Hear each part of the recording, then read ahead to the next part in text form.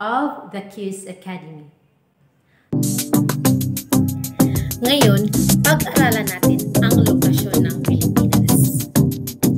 Bakit mahalagang malaman ang tiyak na kinalalagyan ng isang lugar o bansa? So, malalaman natin yan ngayon. Simulan natin.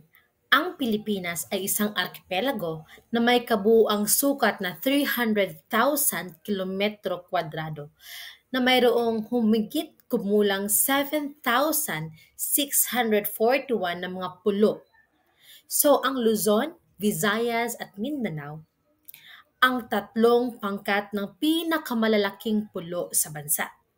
So, ang Luzon o Kalusunan ang pinakamalaking pulo sa bansa na may lawak na 105,000 kilometro kwadrado. Ang pangalawa naman ay ang Mindanao at ang pangatlo ay ang Visayas o Kabisayaan. So, ang lokasyon or location in English ay tumutukoy sa tiyak na kinaroroonan ng isang bagay o lugar. So ngayon, pag-aralan natin kung saan kung saan natin makikita or malocate or kinaroroonan ng ating bansang Pilipinas. So, let's go.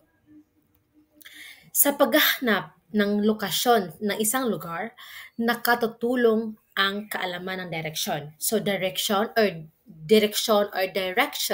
in English. So, there are directions that we need to learn like north, east, west, and south. So here, we can use compass rose or compass ay isang simbolo na makikita sa mapa na nagpapakita ng pangunahin at pangalawang direksyon. Mayroon itong north, south, east, at west. So you can also read the translation in English. So, kailangan natin ng compass at ang grid upang malaman ang tiyak na kinaroroonan ng isang bansa o lugar sa mapa o globo na ginagamitan natin ito ng grid. Tama. So, what is globo? Globo or globe ay pabilog na representasyon ng at pinakamodelo ng mundo. So, ang globo ay isang modelo ng ating mundo. Modelo, ito ay hindi ating mundo ha. Ito ay isang modelo lamang. So here, gumagamit din tayo ng mapa. Ang mapa ay isang patag na representasyon ng kalupaan at katubigan sa ibabaw ng mundo. So we need map also, right, to locate our world or our country, our any kind of like map. So now, meron tayong pangunahing at pangalawang direction. So ang unang or pangunahing direction ay kilala ito bilang cardinal points. So what are these? Hilaga, Timog, Silangan, at Kanluran. So may acronym itong NEWS. N means north or Hilaga. E means east or Silangan. W means Kanluran or West Kanluran. And then S means south or timog. Yan ang apat na pangunahing direksyon.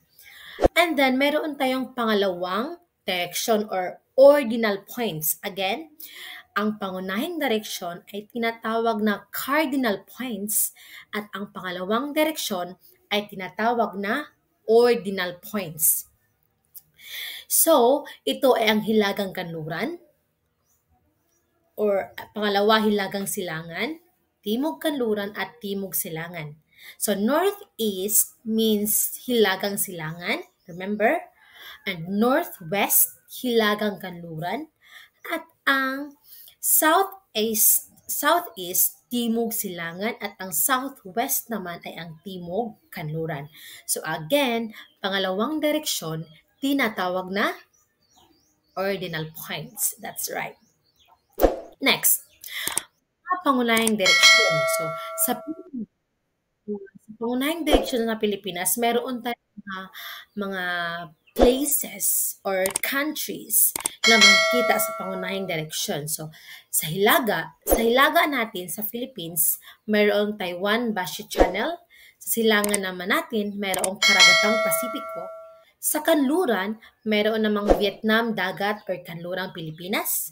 And sa timog, makikita ang Indonesia dagat Celebes or dagat Sulos.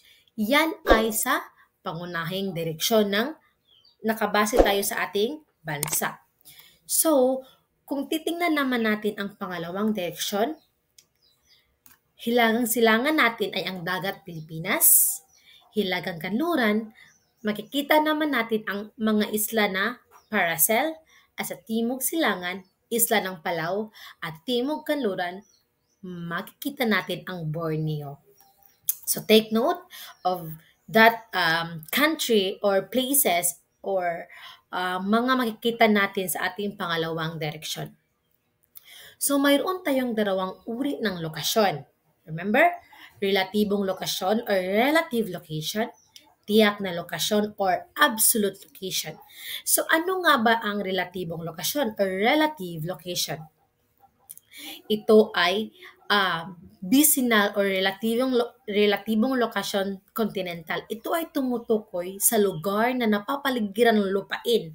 So kung ang lugar na napapaligiran ng lupain, tinatawag natin na relatibong lokasyon. So, may dalawang paraan may ilalarawan natin ang relatibong lokasyon ng Pilipinas na nasa hilagang bansang Indonesia, nasa timog ng Taiwan, at nasa silangan ng Vietnam. Matatagpuan din natin ang Pilipinas sa kanluran ng karagatang Pasipiko. So remember, ang Pilipinas or ang bansang Pilipinas ay makikita sa kanluran ng karagatang Pasipiko. So, may dalawa tayong paraan sa paglalarawan ng relatibong lokasyon or relative location. Here, first, vicinal o relatibong lokasyong continental. Ito ay tumutukoy again sa mga lugar na napapaligiran ng lupain. So, here, ang relatibong lokasyon naman or maritime insular ang paglalarawan sa pamamagitan ng mga nakapaligid na anyong tubig. So, kung ang lugar ay napapaligiran ng anyong tubig, tinatawag itong maritime, lokasyong maritime o insular or insular. Insular location is one related to an island. So, if you are talking about island, then that is lokasyong maritime. Here, sa pagtukoy ng absolutong lokasyon or absolute location ng Pilipinas, kailangan natin ang tinatawag na distansya or distance. Ito ang layo sa pagitan ng dalawang lugar o bansa. Ginagamitan natin ang unit na km or kilometro or kilometer. And then, skala or scale. Ito ay ang bahagi ng isang mapa na ipinakikita nito ang ratio o relasyon ng aktual na distansya at ng panukat na ginagamit sa pagguhit ng mapa. So, ito ang mga bagay na kinakailangan natin sa alam natin sa mga distansya or distansya ng bawat bansa or bawat lugar. At batay sa mapa ng Asya, ang Pilipinas ay matatagpuan sa timog silangang bahagi nito. So, I hope you understand, naintindihan natin kung ano ang kinakailangan natin sa pag-locate sa isang bansa or isang lugar. And dapat nating tandaan na ang mga iyon ay kinakailangan ng mahusay na kaalaman at tamang paggamit. So, again, Philippines is located in where? Philippines is located in Southeast Asia or timog silang bahagi ng Asia. So, remember that one. And then, may mga so I hope you learned something today that Philippines is located in Southeast Asia on the eastern rim of the Asiatic Mediterranean or matatagpuan ang Pilipinas sa Timog Silangang Asya. So narito ang mga bokabularyo na ating ginamit or makikita natin sa ating aralin. Yan. Remember, ang Pilipinas ay matatagpuan sa Timog Silangang Asya na binubuo ng libu-libong isla, di ba? Tulad ng pagkakalagay ng Diyos sa Pilipinas sa isang estratehikong lokasyon, tayo rin ay may partikular na lugar at layunin sa kanyang plano. Sa gitna ng mga bagyo at hamon, tulad ng mga isla na pinaliligiran ng dagat, ang ating pananampalataya ay magsisilbing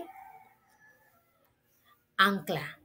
Sa Jeremiah 29:11, sinasabing, sapagkat nalalaman ko ang mga pag-iisip na aking iniisip tungkol sa inyo, sabi ng Panginoon.